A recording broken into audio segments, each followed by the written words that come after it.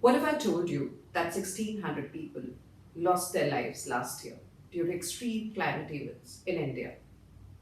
$159 billion were lost due to climate events.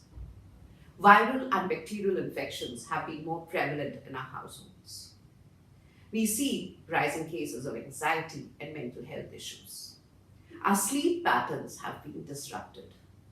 There are 62% people who are saying that they have sleeping disorders. And that's not all. The photosynthesis process of plants has been affected, which means that the nutrition value of food we eat is majorly impacted. That's how grave the crisis is. Now, how did we reach here? What are the reasons which led to this crisis? Sorry to bother you with some science, but to understand that, let us look at the concentration of carbon dioxide level in atmosphere.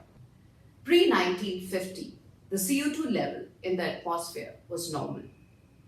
And after 1950, we see a sudden spike in the carbon dioxide level in the atmosphere. And it's been breaking records ever since. Now, sun rays, when they fall on Earth atmosphere, they trap the carbon dioxide which is there in the atmosphere.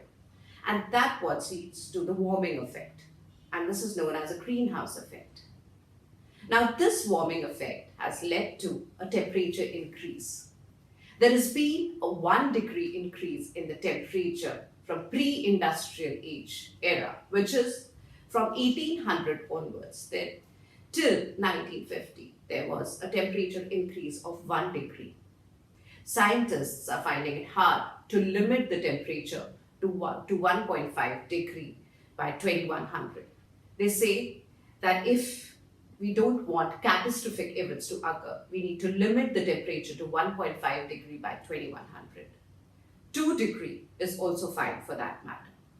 But looking at the current concentration level of atmosphere and looking at the current trends, it is seen that 1.5 degree would be achieved by 2030, which is just 7 years from now.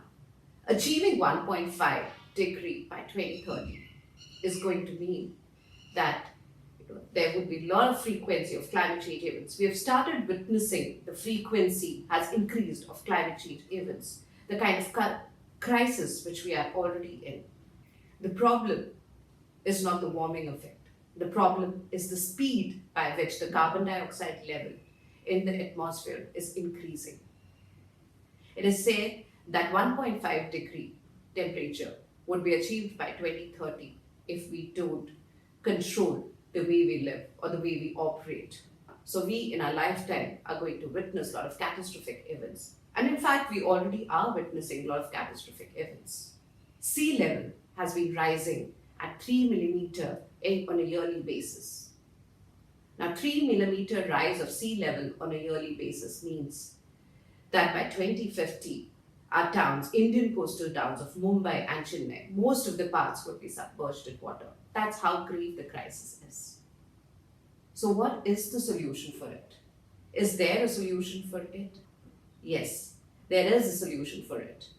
We need to slow down. We need to look the sustainability way. Sustainability is a philosophy.